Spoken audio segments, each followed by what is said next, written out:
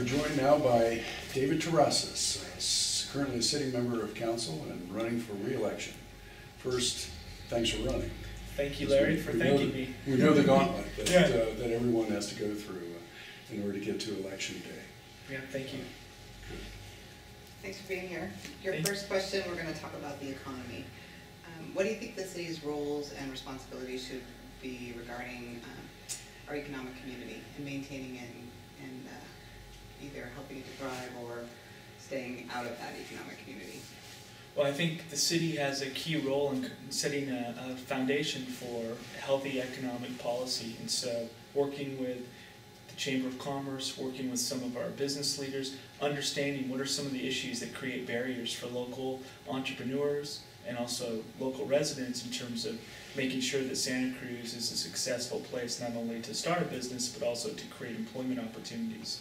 So from the standpoint of the city, making sure that we're not making predetermined outcomes of what we think it should be, but really kind of working with our current business community and residents to understand, well, what are the ways that we can better partner to create a strong foundation, not only to create new businesses, but also to create good, high-paying local jobs. And so that to me is, I think, our key role, and it requires a good communication, a good level of understanding of what the impacts are currently facing the city and how we can provide not only the policy rationale to kind of make changes, but also to look at, you know, maybe the things we are doing well and doing a better job of promoting those so people understand that Santa Cruz is an amazing place, not only to start a business, but to live and work. And I think we as a community haven't really touched on that, and as a city and as a city council really haven't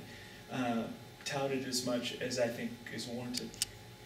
And can you think of areas of infrastructure the city should be focused on with that in mind in terms of job creation and trying to keep residents of Santa Cruz working in Santa Cruz as opposed to community home? Yeah, absolutely. I mean, I can think of two things that come to mind, and it's actually one of the projects that we worked on together.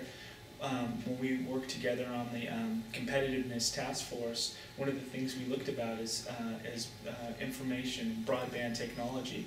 So as a council and the committee that we worked on, we obtained unanimous support to look at how we create a broadband master plan in the city, which is, I think, really the next kind of infrastructure need that we need to focus on the city. It's not necessarily a road we drive on, but it's the information that will travel through our infrastructure to create not only opportunities to revitalize some of our underutilized commercial space, but also create really strong opportunities for business development, because many of the new types of businesses that operate now rely on high-speed data to do their work, whether they be design companies or other firms that utilize data, research companies, so that we can really create the infrastructure that helps to support those types of not only land use changes to rehabilitate buildings that aren't utilized now, but also to create the opportunity to use the introduction of technology to help spur new businesses. The second thing that I think is really important is the work that the university does here in Santa Cruz. We have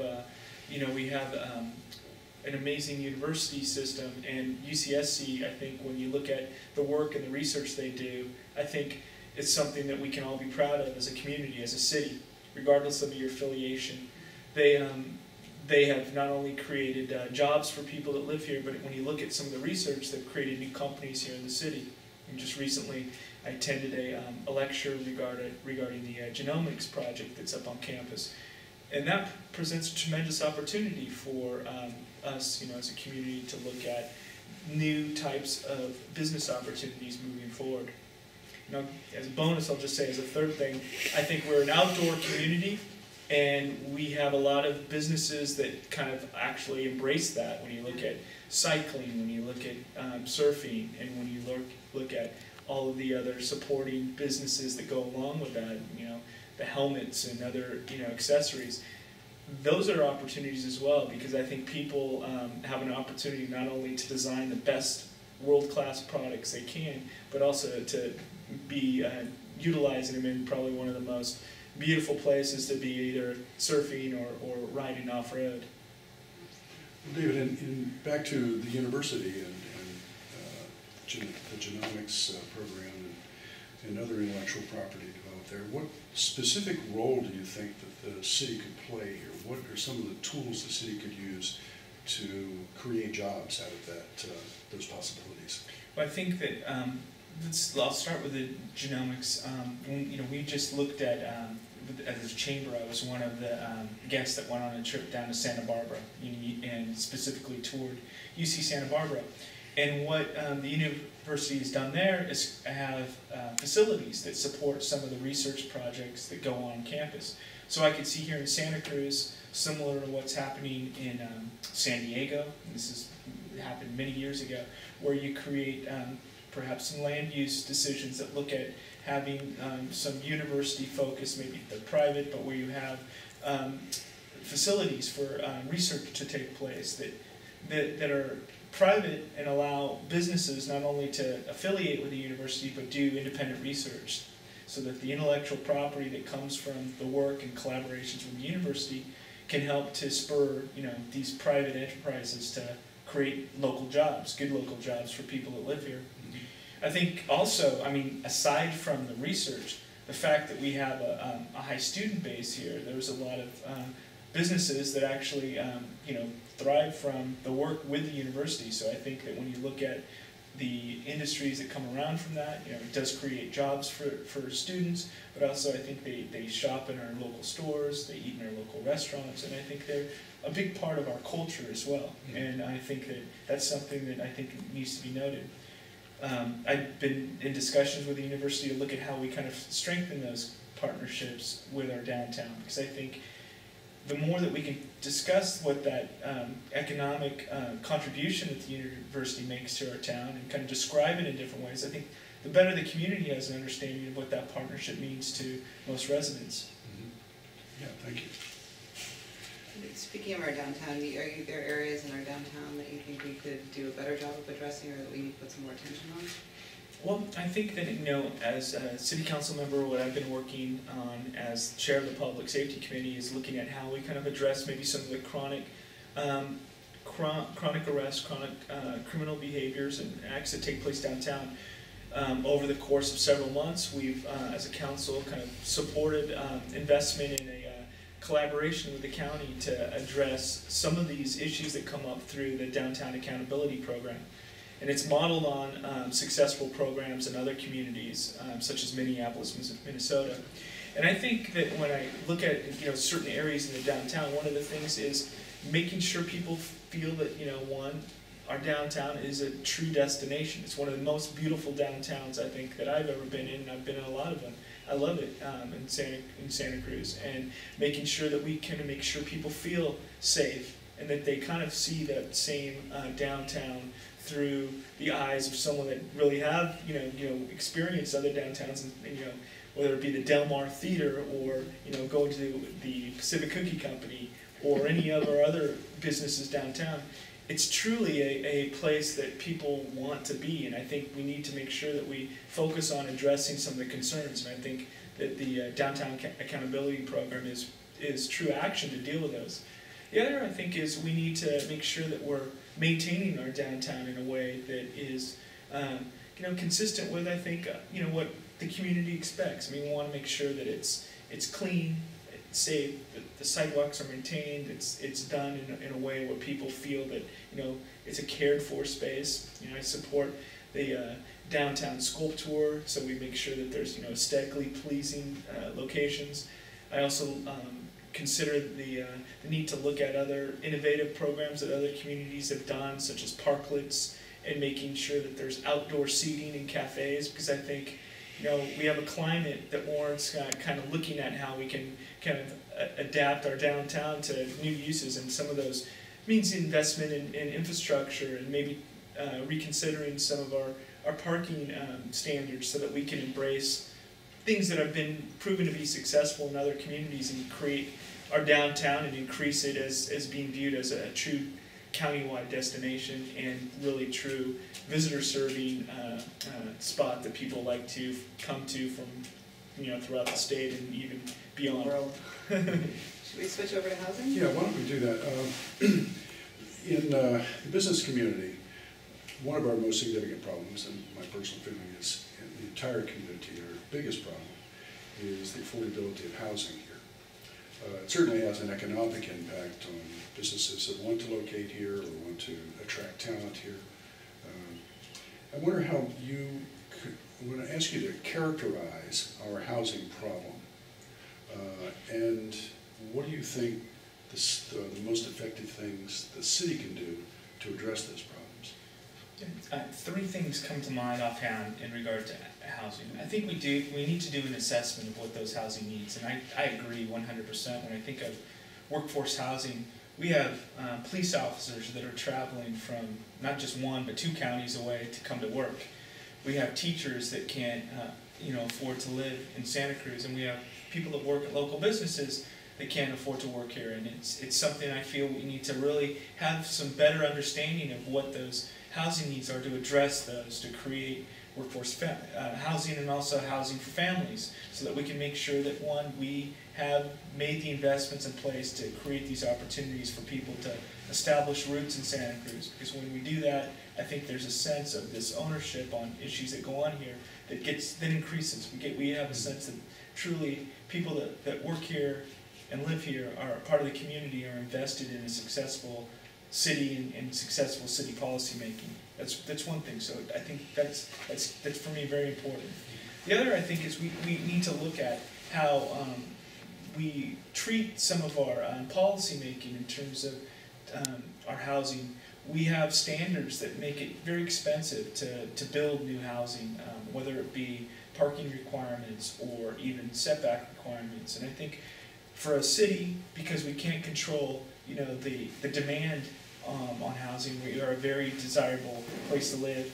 We have created new supply through some of our policy making, but we can actually decrease the cost maybe for new sorts of housing construction by taking a fresh look at some of our policies that deal with requirements that may create unnecessary barriers to build new housing. So that's another way that I would approach it.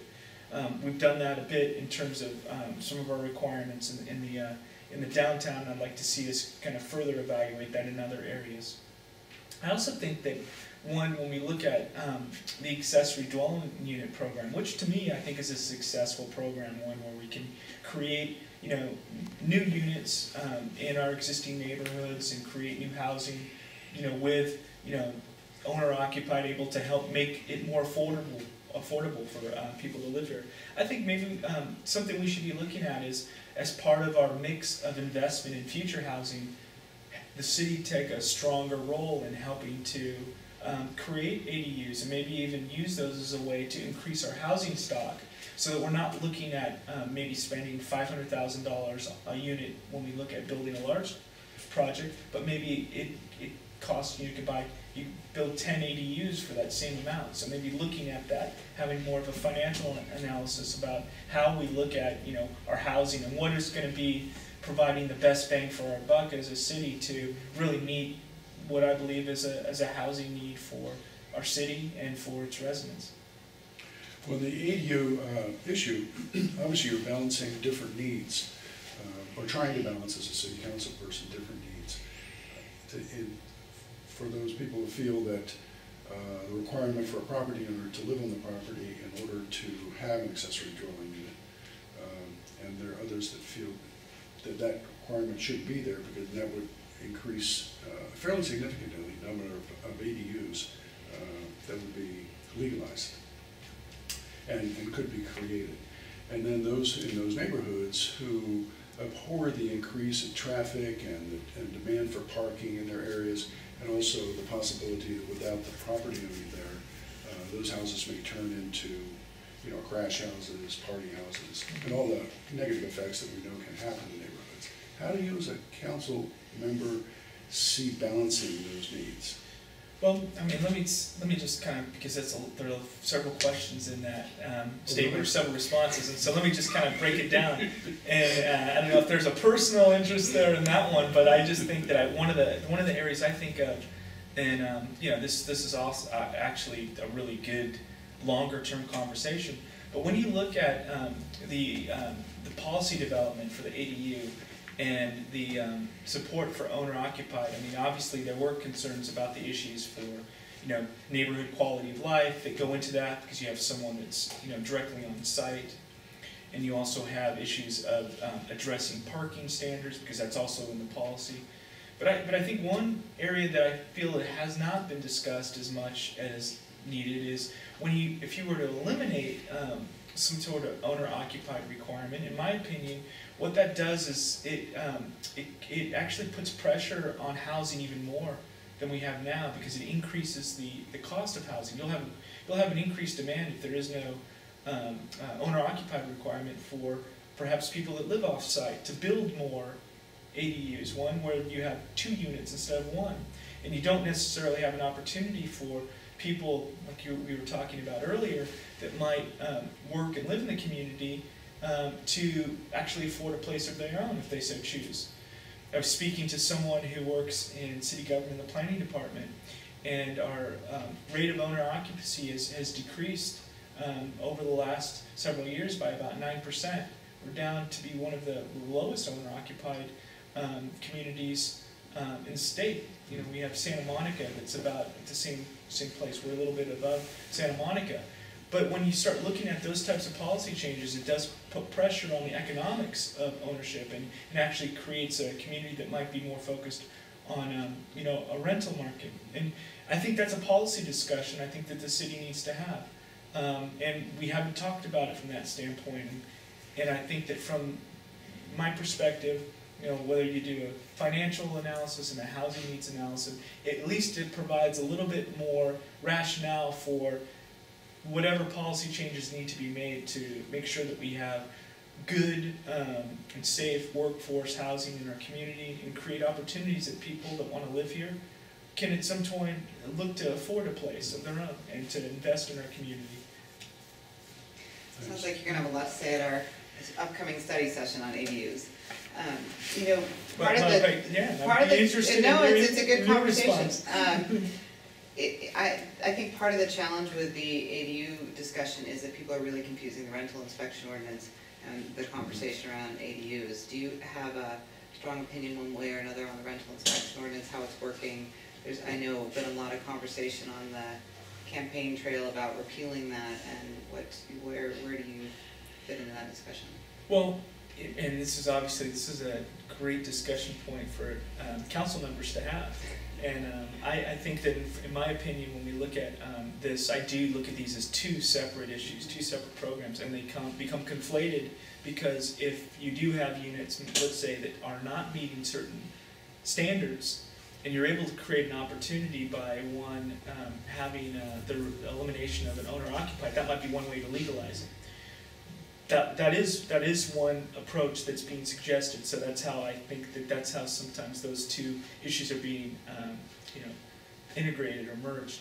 When we talk about from the standpoint of the rental inspection ordinance, I think that when we hear at the special meeting some of the issues that have come up in regards to things that have been found out, we need to really understand, if it's meeting our objectives to, in terms of not only maintaining the housing supply, but also to ensure that we're having safe housing in the community. There could be issues that do come up in regards to safety and housing, and I think absolutely, I feel we need to err on the side of maintaining, safe housing. Now, what that means, I think, is an individualized assessment, and I think it's going to be something that we'll have some pretty lengthy discussion. So, I think when we see the rental inspection ordinance, we have problems that come up that can be resolved, and they are being resolved. And I think there needs to be a discussion of where those gaps are, where we're not kind of meeting the needs to implement the program in a way where people are understanding of the objectives and not feeling that they're just being targeted because they have a unit that may not meet certain standards. And if we can give a path to legalize the unit, then I think we need to have that discussion under what circumstances that happens and make it as easy as possible, because we do need to maintain a housing supply. And I'd be interested in knowing, because of this discussion, how, as a real estate agent, what you see as some of the issues as well that we need to address in regards to the implementation of the program. We're going to have a lot of conversations about that coming up. It's a real challenge. It really is, because as we've mentioned, there is a significant housing crisis. Yeah. So with that in mind, you have perhaps a different way of viewing what you might not think is as the most desirable type of housing becomes very desirable, because we really need that infill. So should we move on to our last economic question? We've actually touched on one of them. Our two largest industries are really education, university, and then tourism industry. What are our most important issues around each of these? And I know we've kind of talked a bit about UCSC, but around tourism, and how do you see good approaches to fostering both of these industries within our community? Yeah, I'll start with tourism, because I think it is a real important part of our economy. I mean, we look at how, I was just in Big Sur recently, and families from Brazil, Germany, and England all had Santa Cruz, and specifically the beach area, on their itinerary to visit next. And so it's really an important part of who we are. People come here and visit here, and we need to accept it as a very kind of beautiful city with amazing outdoor spaces that people would like to travel here. And I think we need to recognize that we need to start looking at our infrastructure a little differently in terms of how we invest. Sometimes when, as a community like ours, I think we need to start to take opportunities to make improvements that are not only going to be long-lasting, but aesthetically pleasing to the area. When I look at some of the work in the beach area, I'm really pleased with all of the focus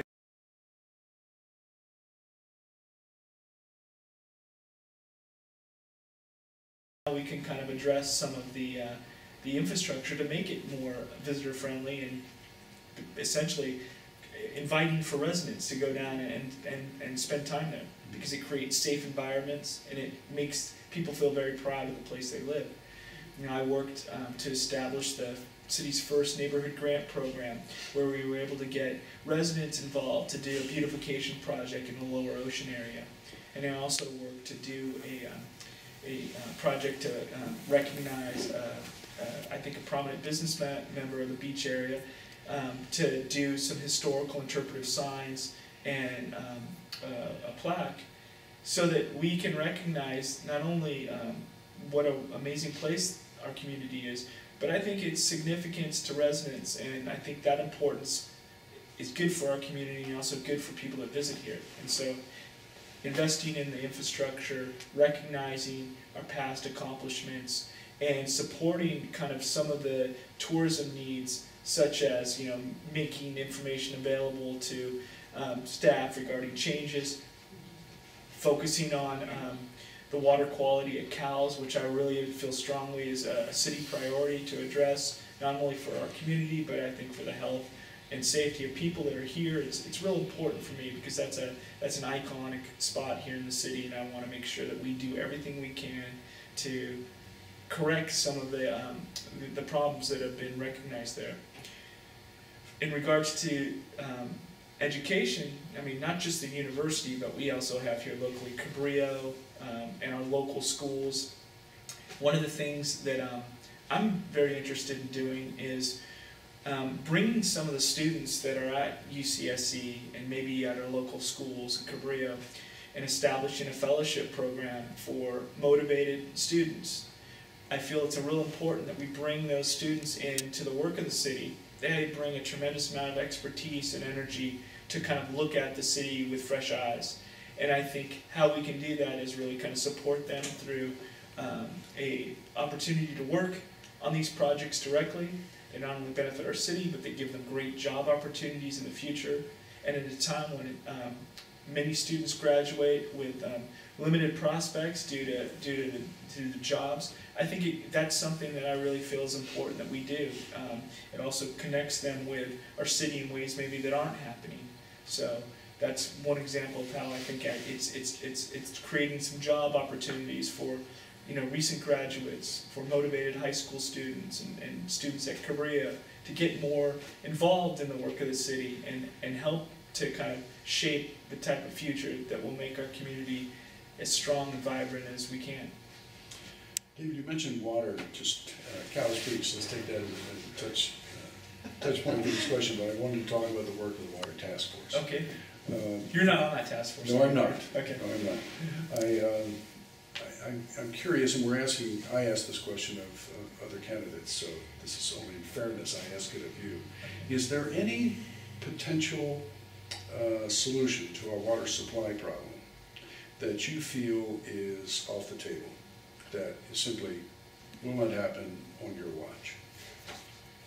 I can't think of any right now. I mean, I think that I want to have an opportunity to create a long-term sustainable water supply.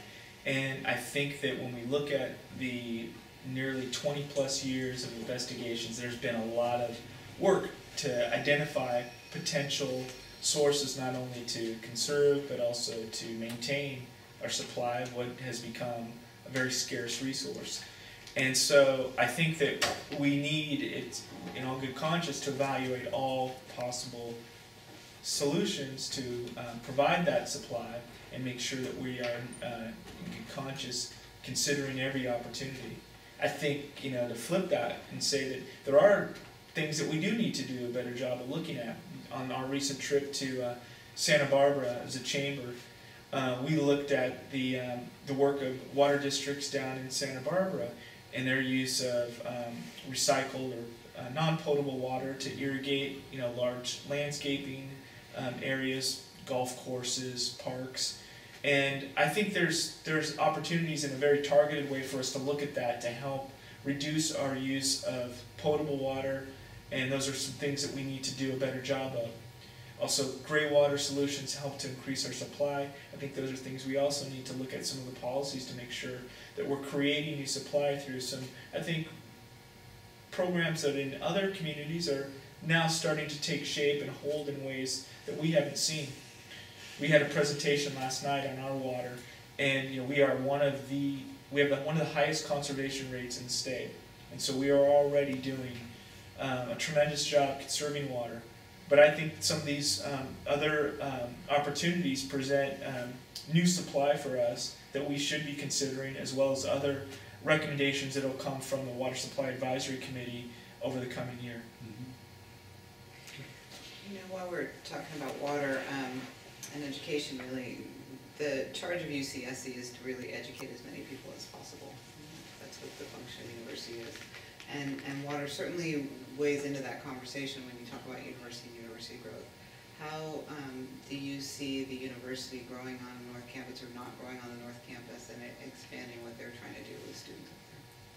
Well, I mean, I think that's, university's been exploring that, and it's right now being discussed at different levels in terms of, you know, what their requirements are and what they'll need to do to achieve that.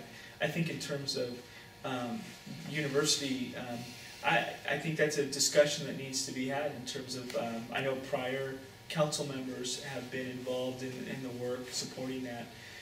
There's opportunities to, as a city, to look at, you know, if we're looking at housing, maybe what other options are available for us to consider to expand housing in other areas to deal with that. You know, we've talked about creating housing density in our downtown. I mean, we were just down in other parts of the state where we looked at, that's one places where student housing is developed, and I think that we do need to kind of explore what opportunities exist for us to address, you know, the needs of the university in maybe ways we haven't done in the past, and also address community concerns about maybe some of these policy changes. I think, one, it gives an opportunity to widen the discussion and look for new solutions moving forward.